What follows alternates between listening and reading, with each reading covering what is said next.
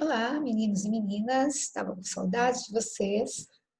Estamos aqui para dar continuidade à nossa vida intelectual, né? Nossa vida acadêmica, segundo ano do ensino médio, estudando romantismo.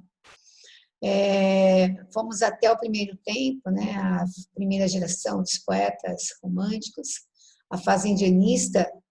E agora vamos, depois desse descanso maravilhoso que vocês tiveram, espero que tenha sido, apesar das circunstâncias que estamos vivendo, mas nós somos capazes de reinventar o mundo e reinventar-nos, né? Então, acredito que cada um resolveu da melhor maneira tudo, né? Para recomeçar, né? A vida de uma forma bacana, né? Com saúde, com solidariedade, com paz, né? E nós vamos falar hoje da segunda geração romântica, Álvares de Azevedo, Casimiro de Abreu, Fagundes Varela. Vou dar ênfase à poesia de Álvares de Azevedo, que é o mais relevante. Mas vou falar de Casimiro de Abreu, vou falar rapidamente de Fagundes Varela, né, que na verdade representam aí, né, a segunda geração romântica. Nós tivemos a primeira, que foram dois, representado por dois poetas, o Gonçalves de Magalhães e o Gonçalves Dias. Vocês já estudaram esses dois autores. E agora vamos para a segunda. Então, o romantismo começou em 1836, no Brasil. O contexto básico é o período pós-independência. E o primeiro momento ele é marcado pelo indianismo, nacionalismo e o saudosismo. E os representantes, repetindo, Gonçalves de Magalhães e Gonçalves Dias. E aí eu destaquei também a possibilidade da prosa, só que nós não vamos estudar a prosa agora. Então, eu teria também indianista aí a trilogia do José de Alencar, mas seria na prosa. Então, vamos estudar separado. Estamos estudando só a poesia no Brasil, depois vamos falar da prosa. Né? Vamos seguir o material. O material está dividido assim. E agora ele traz a segunda geração, depois a terceira, e aí ele começa com a prosa romântica, né, para nós entendermos aí o movimento romântico no Brasil. Nós já estudamos Portugal e agora vamos para o Brasil. Né? Então, já estudamos também a introdução do romantismo no Brasil e agora vamos estudar a segunda geração, dar continuidade. Tudo bem? Então, eu vou compartilhar uma tela. Nessa tela eu tenho o Álvares de Azevedo, o Casimiro de Abreu e o Fagundes Varela, representantes da segunda geração. Aí depois teremos a próxima aula. A próxima aula daremos o Castro Alves, a terceira geração. E em seguida eu vou começar a prosa. Eu vou falar de Manuel de Macedo, né, dos regionalistas, como Visconde de Toné. E depois vou fazer uma particularidade, né, com todos os romances na obra de José de Alencar. E vou encerrar com Manuel Antônio de Almeida, que é o livro Memórias de um Sargento de Milícias. E assim encerraremos o romantismo. Né? Teremos aí pela frente mais umas 3 aulas ou 4, vai depender de como eu vou dividir e como vocês vão receber essas aulas, né? E a compreensão de todos. Tudo bem? Então, vamos começar. Eu vou compartilhar a tela que eu escolhi aí para nós estudarmos, o Álvares de Azevedo. Depois eu coloco esses slides disponível para vocês lá no portal, né? Vocês terão lá disponibilidade para analisá-los, e ainda vocês têm tudo isso no livro didático da escola, né? Então dá para estudar perfeitamente pelo livro e ter os slides aí como acompanhamento. Esses slides não são esquemas, porque eu estou retomando, então eu coloquei praticamente eu estendi um pouco mais do que o hábito, porque nós estamos retomando, né? Então eu preciso mostrar mais detalhes. Nas próximas aulas, os slides serão mais curtos, né? Porque vocês já vão estar mais dentro do contexto, né? Depois de um período de férias, a gente fica meio perdido, né?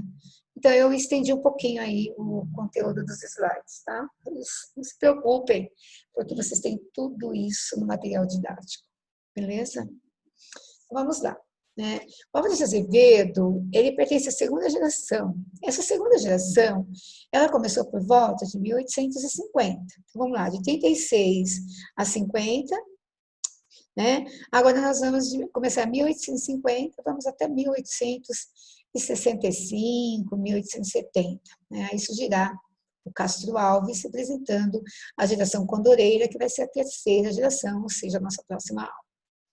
Então, aqui está, né, a observação que eu fiz do autor, a representação dele, né? Ele escreveu essas obras aí. Nós vamos estudar Lira dos 20 anos, e eu vou comentar um conto do Noite na Taverna, um outro momento de aula, né? Porque na aula de hoje eu não entro nesse mérito dos contos, né? Eu vou simplesmente mostrar os 3 poetas mais representativos, né?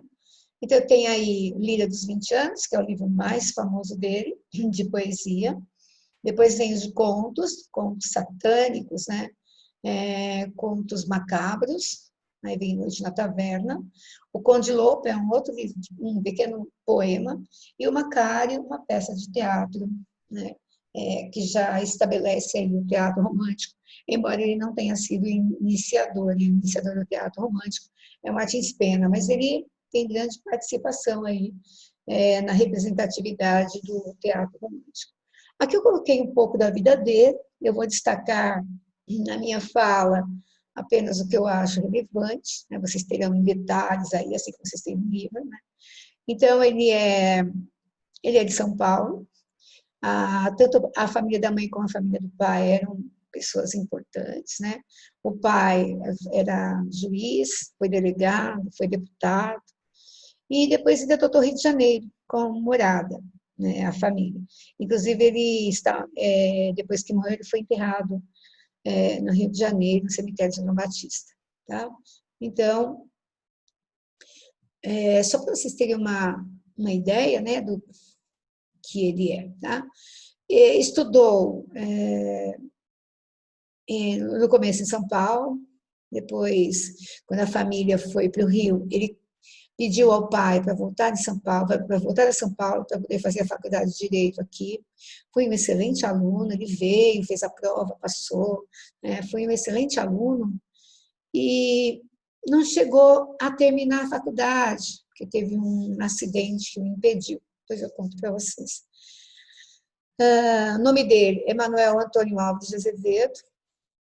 Em 1848, ele voltou a São Paulo para cursar a faculdade de Direito. Ele tinha 16 anos na época, né, e começou a vida literária no mesmo período. Nos 4 anos que ele ficou aqui em São Paulo, ele escreveu tudo isso. Né? Ele não tinha escrito nada, mas esses 4 anos ele escreveu todos esses livros que eu citei aí no comecinho da aula. Né? De todos os colegas assim que viviam naquela pensão ali próximo à faculdade de Direito, né? Ele era mais tímido e ele teve sérios problemas por causa dessa timidez. Né? Mais um detalhe também pincelou bastante a vida dele, que foi conseguir se aproximar de mulher, né? Segundo os críticos, aí, ele morreu virgem de mulheres. Né? A poesia revela isso. Então, o medo de amar, o medo de se aproximar, impediu o poeta de muita coisa. Né? E aí, no período de faculdade, ele começou a ler muito. E aí ele criou um mundo, né, um fantástico, né, que era um homem totalmente diferente do que ele era.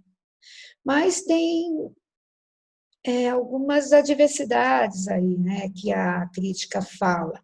Então, primeiro eu vou mostrar essa linha de que ele era um menino puro, né, um menino feliz, porque não conseguia se aproximar, né, das mulheres, mas na obra mostra também o outro lado, que muita gente diz que ele fingia, muita gente diz que não, que ele realmente viveu. Né? Então, há 2 versões aí da história do Álvares. Então, precisa relevar, né, essas versões. Né? Diz que sentia muita saudade de casa quando estava aqui, mas não voltou para casa, né? Ficou uns 4 anos aí. Quando ele voltou para casa, deu azar, né? Ele vai sofrer um acidente de cavalo lá e vai ter sérios problemas, né? Mas ele revela essa saudade aí, né, em vários momentos da poesia, inclusive alguns foram até cortados porque ele riscou, né, parecia assim, muito a mãe e a irmã, né, que é o companheirismo dele lá em casa, né, e na universidade também tinha vários amigos, mas ele era muito fechado, né, era difícil de se relacionar, né. E aí vem o mundo fechado e a leitura. E a leitura dele passou a ser os poetas malditos do romantismo, né? Europeu, claro. Então, Byron, Victor Hugo, Musset, né, Balzac, são os nomes assim mais famosos, né, de toda a literatura. Mas o que mais assim se destaca é o Byron, né? Tem muito do Byron. É tanto que chegam a dizer que ele é o Byron brasileiro, né? Para vocês terem uma ideia. E para falar em Byron, né, a poesia tem que ser outra romântica. Então, essa segunda fase, ela continua nacionalista, só que o nacionalismo é subjetivo, né? Então ele está no coração do poeta, né? Não é tão exposto como na primeira fase, e ele vai mostrar a gente essa tristeza, essa melancolia, né, que amargura o peito dele, né, que deixa o infeliz, né, esse medo de amar, esse medo da mulher, essa dificuldade de se relacionar. Isso vai contar bastante na obra dele. Ele via os colegas, né, mais liberados, assim, mais postos, né? Na época, na Universidade de Direito, havia um grupo de alunos que eram verdadeiros boêmios, né, que cultuavam à noite, dizem que saíam lá na universidade, eles moravam ali nas pensões ao lado, ali, e à noite, ali é próximo do cemitério da Consolação, eles iam beber no cemitério, praticar orgias, né? Inclusive dizem que eram necrófilos, né? Pegavam cadáveres para... Vocês sabem, né? Não preciso dizer. E aí o Álvares, que algumas vezes ele esteve junto, né? Mas ele era muito fechado, tinha vergonha, não se identificava. Mas existem críticos estudiosos que falam que ele também fazia parte. Então, tem dúvida, né? Como diz o outro, há controvérsias, né? Tem estudiosos que falam que não, né? Que ele só imaginou tudo isso, né? O que ele conta em Noite da Taverna, ou mesmo na primeira e terceira parte da Lira. Mas existem estudiosos que falam o contrário, que ele também era necrófilo, né? Só não tinha coragem de chegar em mulher, né? Mas em mortas, assim, e há muitas mulheres na obra dele adormecidas, como se estivessem mortas mesmo, né? Algumas praticamente mortas, né? E Noite da Taverna ele se relaciona com as mortas, né? Que é o livro de contos macabros aí, contos fantásticos, né? Então existe essa situação. E aqui eu coloquei em destaque, né, que ele se tornou um pouco assim, perdão, ele era muito fechado, né? Mas na vida acadêmica ele estava sempre reunido com os colegas, né? Fazia discursos, né, sobre educação pública no Brasil, mas ele dizia que ele não se encaixava, né, no mesmo ritmo dos colegas, né? Então, dizendo hoje, né, aquele sujeito que não consegue se relacionar, seria isso. Em 1849, 1850, né, os familiares, né, principalmente o pai, diz que ele andava muito melancólico, aí o pai de Manequinho, que é assim que ele chamava, né, volta para casa, né, parece que você anda doente aí, né, começou a se aproximar também dos colegas necrófilos, né, então aí é que vem, né, o infeliz byroniano, que durante anos declamava versos macabros por mero snobismo, via com horror chegar à sua morte, né. Ele se fechou muito, parece que ele escolheu a morte, né? Não voltava nem para casa. Né? E aí começou a desenvolver tuberculose, né? Ficou um tempo doente, né? Naquele tempo não tinha cura, né?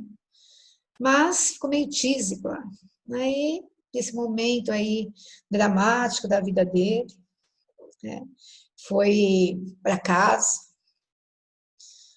para recuperar, né? E aí foi passear na fazenda do tio, andar a cavalo, caiu do cavalo, machucou o joelho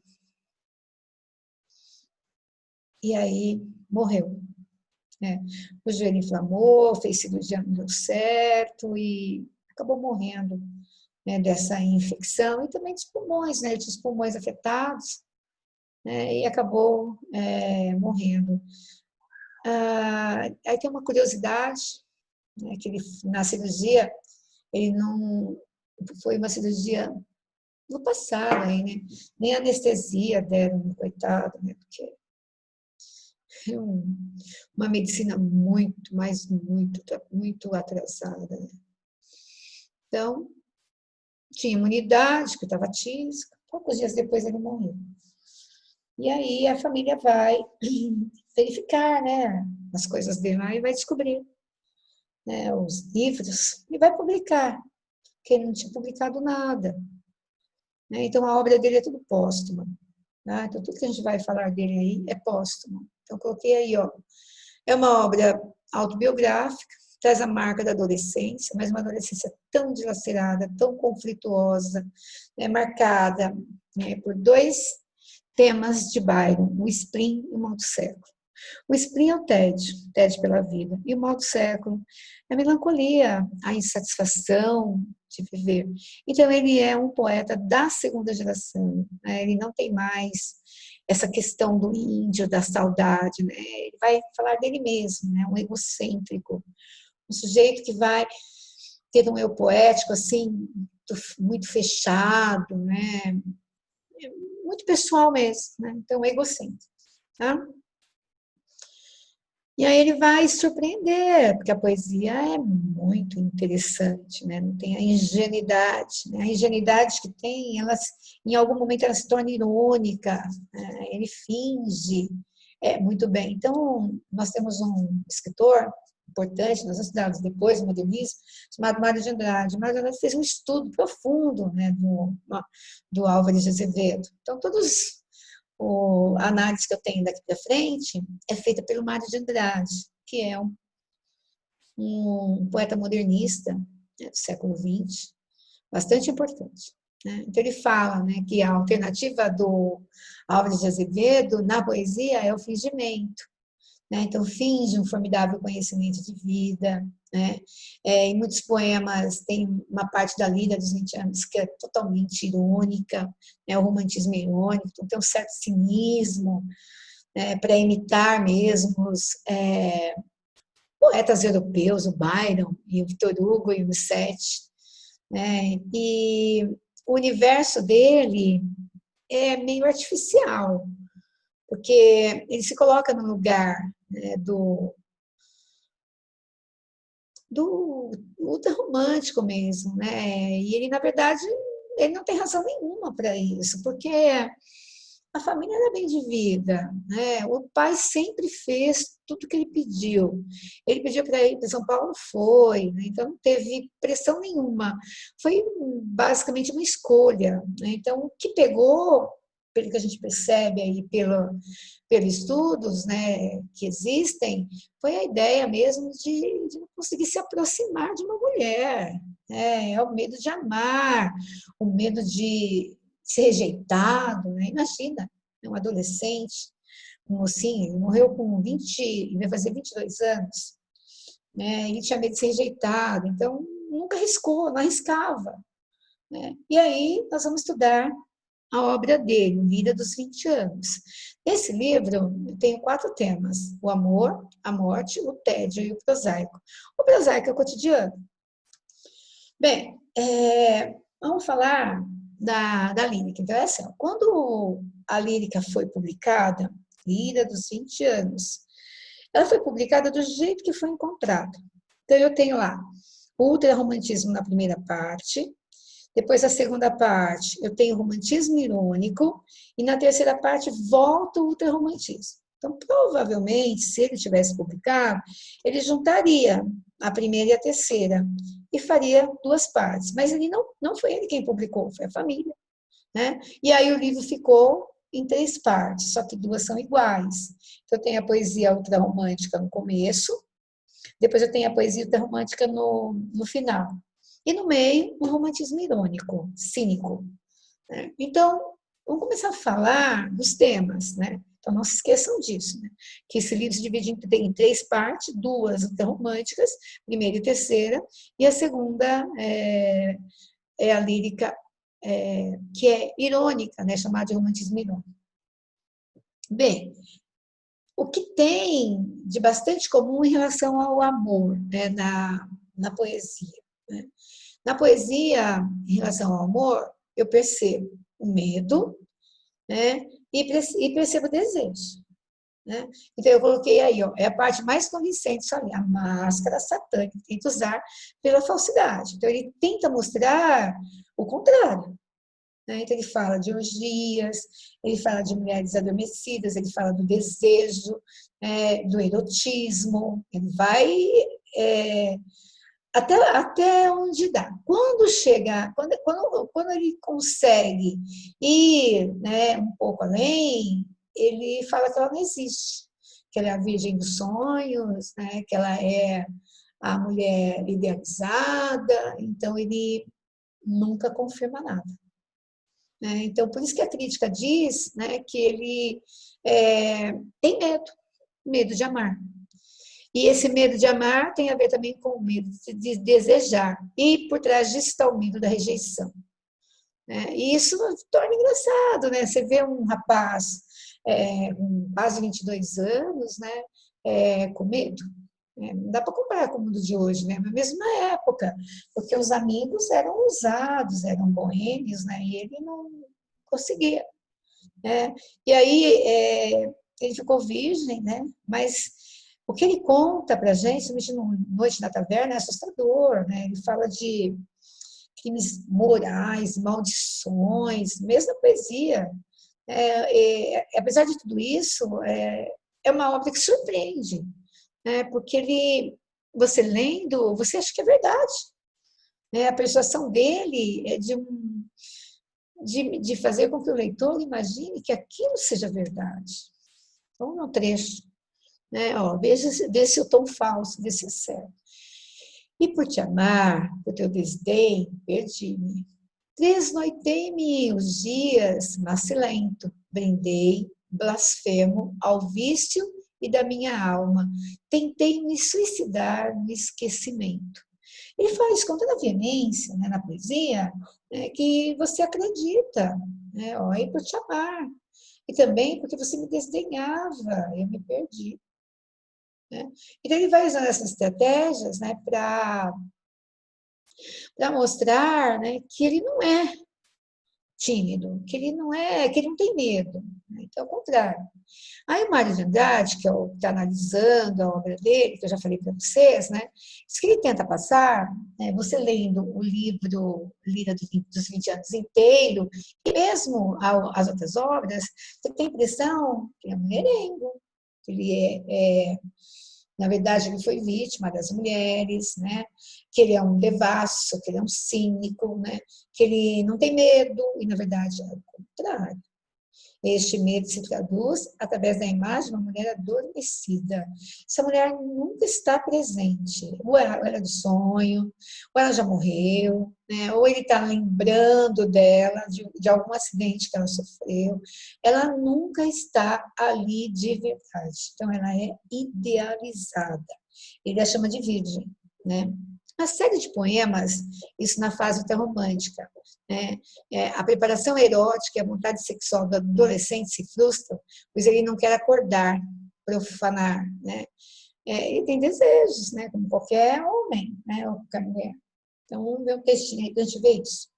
Ó, minha amante, minha doce virgem, eu não te profanei, e dormes pura, no sono do mistério, qual na vida, pode sonhar ainda na aventura. né? Quer dizer, nós não tivemos nada, eu não mexi com você, né? Tu ainda é pura, né? Imagina falar isso para uma mulher, né? Ninguém ia gostar de ouvir isso. Vamos ver a outra. Pálida luz da lâmpada sombria, sobre o leito de flores reclinada, como a lua por noite embalsamada, entre nuvens de amor ela dormia. Era virgem do mar, na escuma fria, pela maré das águas embalada. Era um anjo entre nuvens de alvorada, que em sonhos se banhava e se esquecia. Era mais bela, o seio palpitando, negros olhos, as pálpebras abrindo, formas nuas no leito resvalando. Ainda não terminou. Bem, ele está descrevendo, né, essa mulher, está cheio de desejo, né, tudo vai rolar, né, só que não acontece nada. O que ele faz? Né? Ele está cheio de desejo, mas a timidez impede. Né? Então ele fala assim, não te rias de mim, meu anjo lindo, por ti as noites eu velei chorando, por ti nos sonhos morrerei sorrindo. Então é aquele rapaz, né, que tem os desejos, e parece que tudo vai acontecer, só que na hora que tudo acontece, ele acorda, né? Então ele fala assim, nossa, acordei, todo excitado, né? E de repente, né? Não passou de um sonho. Então, não te rias de mim, meu anjo lindo, né? Porque, na verdade, não aconteceu nada, né? Então, aí está a, vamos dizer assim, né? A parte erótica e a parte triste, né? Da vida e obra do Álvares de Azevedo. Bem, uma outra coisa em relação ao amor, que é interessante lembrar, é que ele prefere dormir, desmaiar ou morrer. Então, para ver a mulher, ele dorme. Né? Ou então, quando as coisas vão acontecer, desmaia. Né? Ou então, a mulher é morta, né? E ele também prefere morrer. Né? Vamos ver. Na tua cheirosa trança, quero sonhar e dormir. Ah, volta ainda uma vez, foi só contigo que a noite de ventura eu desmaiava, tá vendo? E no teu seio ser feliz morrendo, e morra no teu seio o meu viver. Né? Então tem aí sempre esses versos, né, que não confirmam nada. Né? Então a crítica cai matando, né, em cima disso, porque vai e nada acontece. Né? Então a gente diz que ele é o poeta da Virgem dos Sonhos, né? Ou então da poeta da mulher adormecida. Então, explicitamente, fica caracterizado o medo de amar e o medo da mulher. Né? Olha lá, não acordes tão cedo enquanto dormes, eu posso dar-te beijos em segredo, tá vendo? Segredo, ó. Mas quando teus olhos raia a vida, não ouso te fitar, eu tenho medo. Olha lá. Então, isso impede, né, o menino, né, o jovem Álvares de Azevedo, de concretizar os seus desejos. E ele passa isso na poesia. Né? Eu tenho, então, na poesia, uma dicotomia: sexo e sentimento. Por isso que eles falam que há um certo erotismo. Né? Então, já que ele não consegue unir o desejo, que é material, ao sentimento, ele prefere morrer. Ele vai literalmente optar pela morte. Né? Quando ele começa a ler aqueles clássicos, né, europeus, e depois ele começa também a frequentar o grupo da época, levar uma vida boêmia, cheia de perigos, né? Porque necrofilia, né? E aí adquire a pneumonia, caminha para a tuberculose, depois o acidente, né? Vai levá-lo à morte, por quê? Porque ele não tinha imunidade, né? Estava tísico, estava fraco. Né? Os pais o levaram para o Rio de Janeiro para ele se recuperar, e, no entanto, veio um acidente e matou. Né? Quer dizer, ele não publicou o livro, ele não terminou o curso de Direito, ele não teve a mulher dos sonhos, né? E por aí vai. Aquelas para o amor e a outras para instintos. Então, na obra fica bem claro isso. Na segunda parte da lírica, ele fala de mulheres também. Né? Então, tem a flor de maracujá, né? E tem outros nomes que ele dá. Essas daí, elas são mulheres do dia a dia, uma lavadeira, outra faxineira, mas são mulheres comuns mesmo. e ele não tem coragem de chegar também. Então, ele faz um certo cinismo, né? Uma certa ironia, né? Sobre os sentimentos mesmo. Né? Então, vamos lá. No dizer crítico, são mulheres inatingíveis. Na segunda, são anjos caídos. Né? Então, a primeira são virgens puras. Na segunda, ele desmerece. Né? Ele coloca essas mulheres no dia a dia como se elas não tivessem importância. Né? Não vou dizer para vocês que é um preconceito. É uma forma, né, de mostrar a própria incapacidade mesmo de lidar com as mulheres, né? Então, a timidez, né? E essa ausência, né? Essa ausência física, né? É jovem, né? Também é espiritual. Então, talvez fosse a única forma que ele tivesse, né? Para preencher esse vazio, né? É como se ele pudesse jogar uma praga, só que em vez de jogar uma praga, né, ele desmerece, ele fala assim, olha, a minha lavadeira na janela, é a minha flor do maracujá, né, desmerece mesmo aquele anjo que aparecia na primeira parte. Tem um poema dele que chama Amor a Cavalo, né? Então ele começa a dizer, eu vou contar a historinha para vocês entenderem bem, né? Ele começa a dizer, né, que ele tinha uma namorada, ele compara essa namorada a Dulcineia. A Dulcineia é uma personagem do Don Quixote, e ela é uma mulher-homem, ela carrega sacas de trigo, né? Trabalha no campo, ela chega a suor, né? E o Don Quixote, imagina, ela é uma deusa, ele não enxerga a verdade. O Sancho pode sempre dizendo para ele, olha, não é nada disso, ele fica bravo, o cheiro de suor é seu, e ele vai trocando tudo. E o Álvares de Azevedo, ele tem essa mesma versão, né? Ou ela é um anjo de verdade, ou ela é um anjo caído. Né? Então, elas são... Aí ele começa a contar né? Que ele arrumou essa namorada e ela era mal-humorada.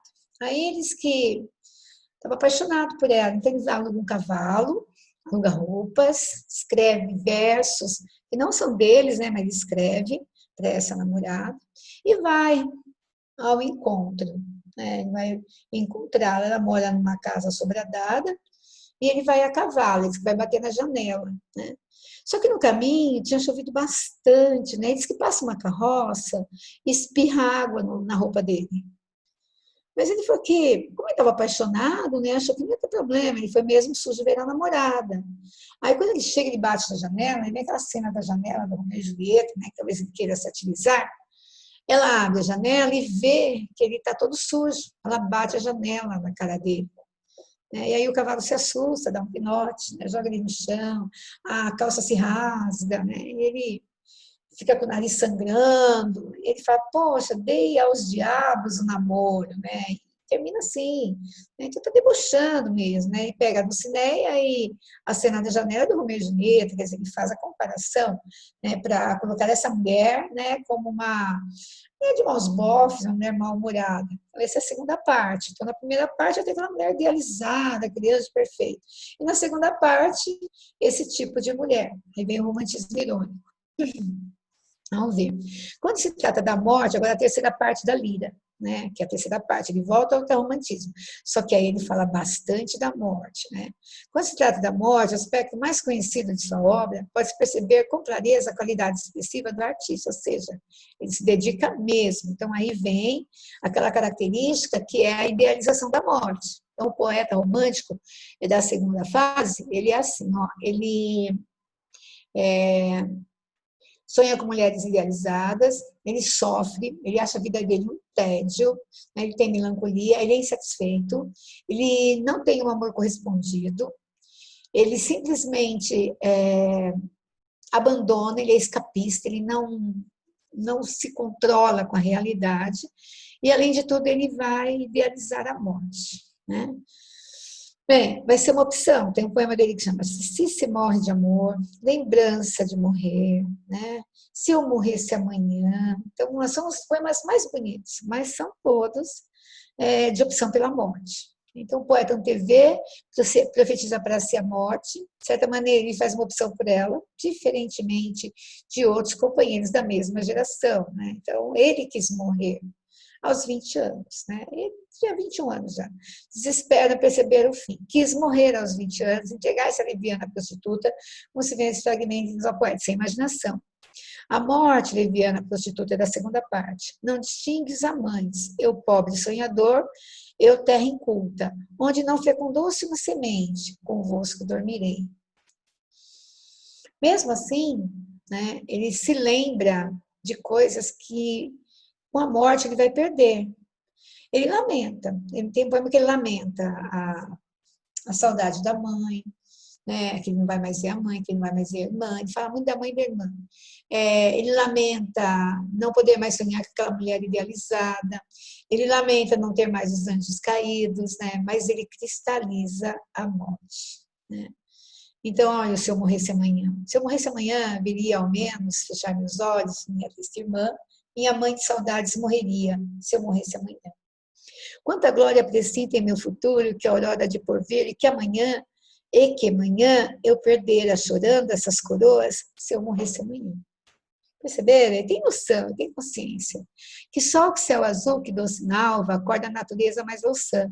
Não me batera tanto amor no peito, se eu morresse amanhã.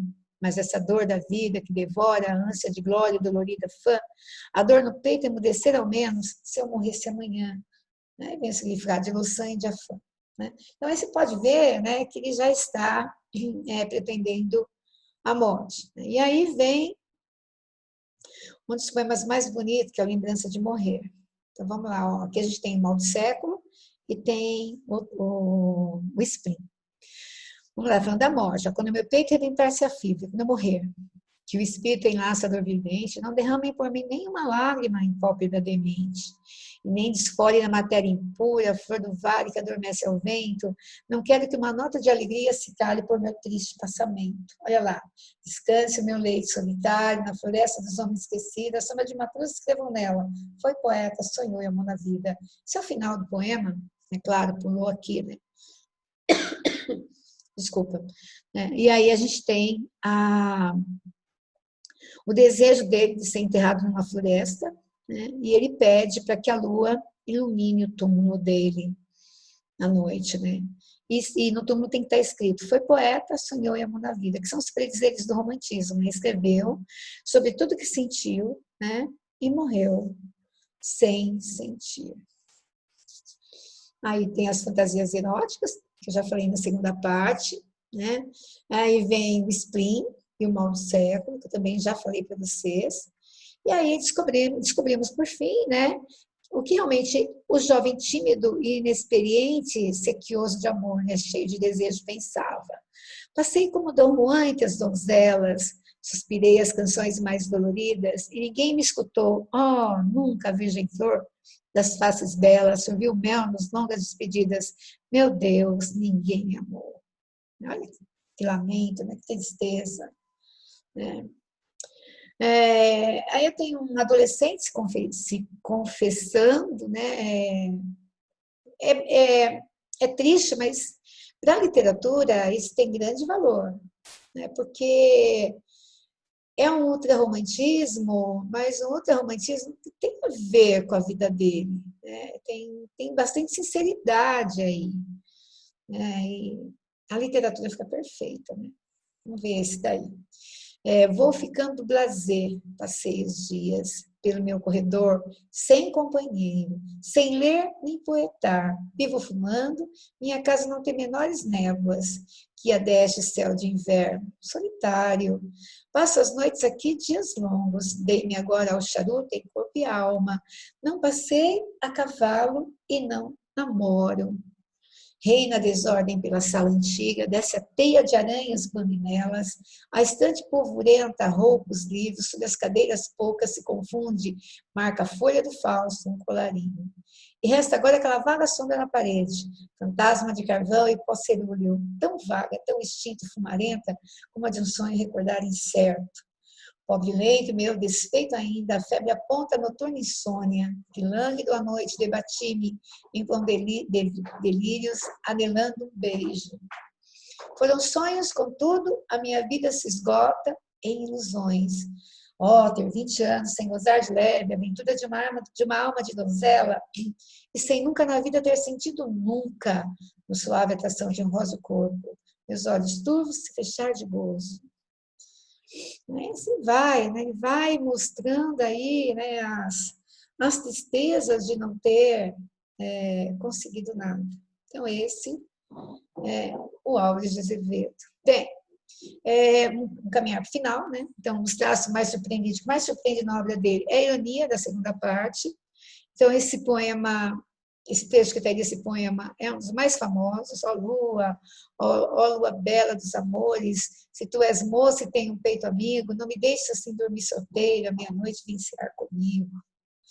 E aí vem agora, né, o teatro, Macário. Macário é uma obra dramática, né? É uma conversa entre o Macário e Satã, né? Satã é o próprio diabo, né?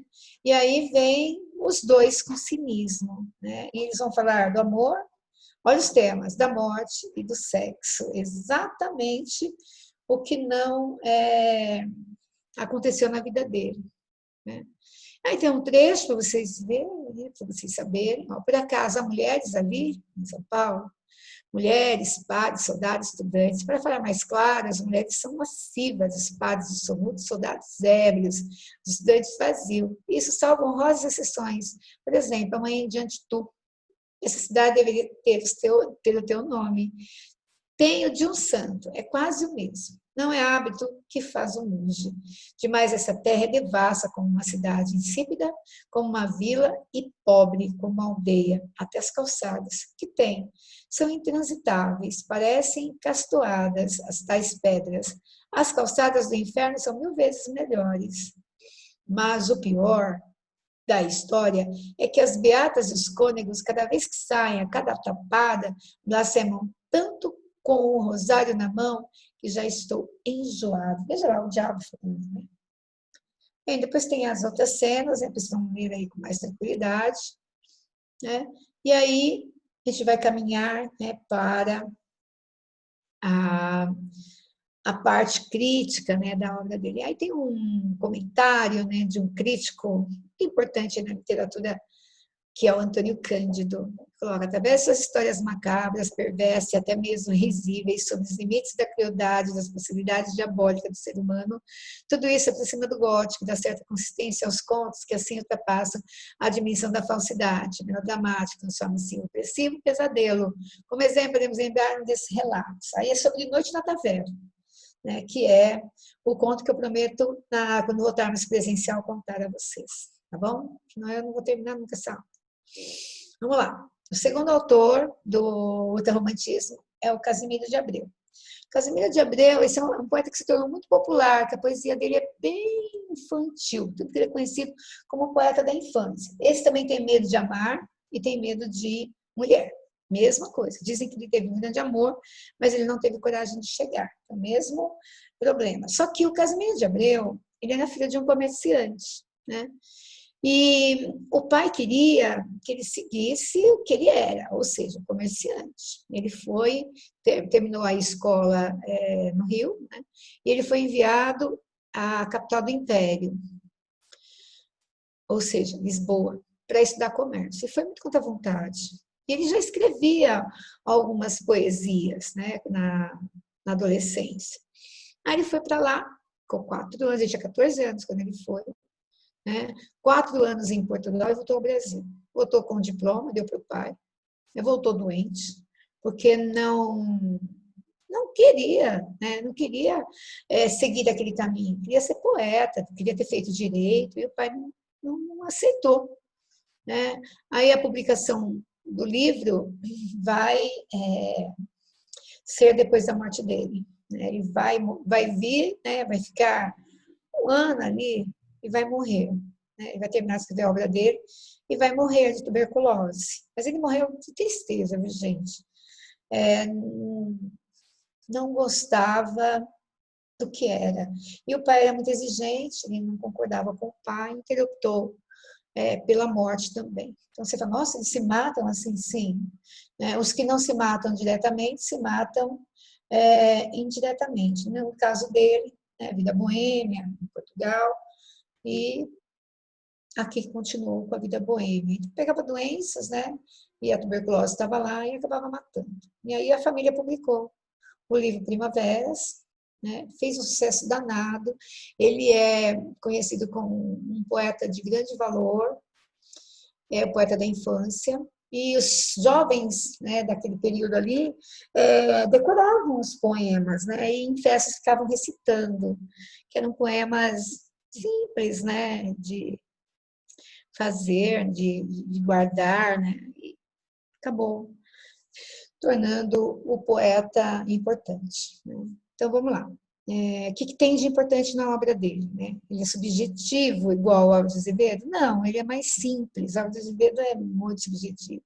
Mas ele é um poeta da segunda geração, ele é um escapista, ele volta ao passado. E o voltar ao passado, aí, para ele, é a fuga da realidade, que é uma característica do romantismo. Então, ele é deslumbrado pelo mundo infantil, por isso que é Primaveras, né? Primavera seria a infância, né? Lira dos 20 anos é o nome da obra do Álvares de Azevedo e Primaveras é o nome da obra de Casimiro de Abreu. Primaveras, começo da vida, né? Então, aí ele vai descrever a natureza, é belíssima sempre, da infância. A natureza do presente, ela é triste, é fúnebre, né? Ela tem gosto de morte. Mas como a gente tem a poesia voltada para a infância, que ele é conhecido como poeta da infância, ela é muito simples, uma linguagem muito simples, muito espontânea e muito direta. Ele compara aqui, né, na literatura da prosa, Joaquim Manuel de Macedo. Então, Casimiro de Abreu é o primeiro ultrarromântico. Joaquim Manuel de Macedo, ele vai escrever o primeiro livro ultrarromântico, que é a Moreninha. Mas eu vou falar para vocês. Então, é aquela coisa muito singela, né, de final feliz, aquela princesa, né? Então, o Casimiro de Abreu é a mesma coisa. Ele fala da infância com alegria, né, como se fosse a coisa mais bela da vida dele. Aí vem os temas. O lirismo amoroso, como sempre, né? A saudade da pátria, quando ele fica fora, tem o Canção do Exílio dele, e da infância, Volta ao Passado, e a tristeza da vida. Aí viveu quase 4 anos em Portugal, né? 3 anos ele estudou e depois ficou meio ano, aí ele veio embora. Desenvolveu o sentimento de saudade da pátria, que é bem dos românticos, né? Se inspira, inclusive, num poema chamado Canção de Exílio, do Gonçalves Dias, vocês devem lembrar, eu postei para vocês, Minha Terra tem Palmeiras, onde canto sabiá, as aves que aqui gorjeiam, não gorjeiam como lá. E o Casimiro de Abreu vai escrever dois poemas sobre a Canção de Exílio, Saudade da Pátria. A saudade dele é do Brasil, não está exilado, ele está lá estudando, mas ele tem nostalgia por isso, porque ele não queria. Se ele estivesse lá em Coimbra, estudando direito, ele estaria feliz. Só que, na verdade, ele estava estudando uma coisa que ele não queria. Né? Ele lutou muito contra isso, não adiantou nada. Então, ele vai escolher a infância como tema, né, para justificar tudo que ele vai fazer. E aí ele chama a infância de aurora da vida. Né? E aí vem, né, o que mais atrai a leitura da época é a simplicidade. E dá para você recitar, né? Então aí vem Quando Meus 8 Anos, que é o mais famoso. Ele fala, que saudades que eu tenho da aurora da minha vida, da minha infância querida, que os anos não trazem mais. Que amor, que sonho, que flores, que naquelas tardes fagueiras, a sombra das laranjeiras debaixo dos laranjais. Como são belos dias de espontar da existência, respira a alma inocência como os perfumes da flor. O mar é largo sereno, o céu um manto azulado, o mundo sonho dourado, a vida um hino de amor. Que auroras, que sol, que vida, que noite de melodia, naquela doce alegria, naquele ingênuo folgar, o céu bordado de estrelas, a terra de aromas cheias, as ondas beijando a areia e a lua beijando o mar. Aí ele repete. Ó dias da minha infância, o meu céu de primavera, que doce a vida não era nessa risonha manhã. Eu não preciso nem explicar, você já vou imaginando, né? Em vez de mágoas de agora, eu tinha nessas delícias de minha mãe as carícias e os beijos de minha irmã. Livre filho das montanhas, eu ia bem satisfeito, de camisa aberta no peito, pé descalço, braços nus, correndo pelas campinas, a roda das cachoeiras, atrás das asas ligeiras, das borboletas azuis. Vendo a natureza perfeita, maravilhosa, porque ele se sentia alegre, participativa. Naqueles tempos de tosse, ia colher as pitangas, trepava tirar as mangas, brincava à beira do mar, rezava as Aves Maria, achava só sempre linda, adormecia, sorrindo, despertava a cantar. Oh, que saudades que tenho da aurora da minha vida, da minha infância querida, que os anos não trazem mais. Bem, no final da vida, ele já pressentia a morte, aí vem o sentimento de tristeza, a melancolia, o tédio, o mal do século, que seriam as características básicas. Aí coloquei o estrecho, minha alma é triste como uma rola frita, que o bosque acorda desde o albor da aurora, e em doce arrulo que soluça imita, o amor de esposo generosa, gemedora chora. E como a rola que perdeu o esposo, minha alma chora as ilusões perdidas, e no seu livro do fanado gozo reli as folhas que já foram lidas. Bem, escreveu também uma peça de teatro, Camões e Jal, perdoe, em 1856, quando estava em Lisboa, tá? Então isso vai ser acrescentado à obra dele depois. Você vai ver um poeta menor, seria o Fagundes Varela, tem essa obra aí, que ele escreveu Voz da América, Cantos e Fantasias, Cantos Meridionais, Enxerto e Evangelho. Aí vem a vida dele, né? A infância de Varela foi marcada por muitas mudanças de lugar, então na vida boêmia, também é um poeta que saudou Byron, imitou Byron, né? Então também tenho nele a vida boêmia, o espinho mal do século, né? Casou-se, não se deu bem, né? Transferiu-se para o Recife para continuar estudos jurídicos, né? Aí ele soube da morte da esposa, ele voltou para a faculdade de Direito e nunca terminou, né? Ele entrou no curso, saiu, nunca terminou o curso, mas se envolveu numa bebedeira danada e acaba, né, no alcoolismo, né? Vai se casar outra vez, vai mudar para Niterói, aí vai se curar, que essa mulher vai ajudá-la a se curar do álcool, mas vai sofrer um derrame em 1875, né? E vai falecer, né? Então aí não tinha. Tem uma crítica do Bossi, que é um professor da USP e crítico literário, né? Então ele fala do livro Noturnas, que é o melhor livro dele, né? E ele se encaixa dentro da segunda geração, na mesma sequência de Álvares de Azevedo e Casimiro de Abreu. Tem os mesmos temas, só que tem mais maturidade, né? Então, é uma obra relevante, né? Tem os mesmos temas, mas não é o mais importante de todos, né? Um poeta menor, né? Como a gente não tem muitos, né? Então, o Fagundes Varela, ele acaba ocupando aí o terceiro lugar. Aí vem um exemplinho de um poema dele, né? Um comentário, para que vocês conheçam um pouquinho da obra dele, tá certo? Aí eu analisei, e a obra-prima dele, a mais famosa, é uma elegia, um canto triste, né? Tem um sentimento, uma tristeza de sentimento por ter perdido um filho, né? Então, ela, né?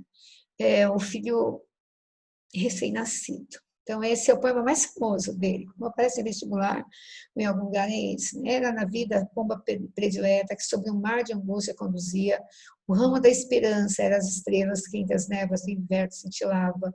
Botando o caminho ao pegureiro, eras a messe de um dourado estil.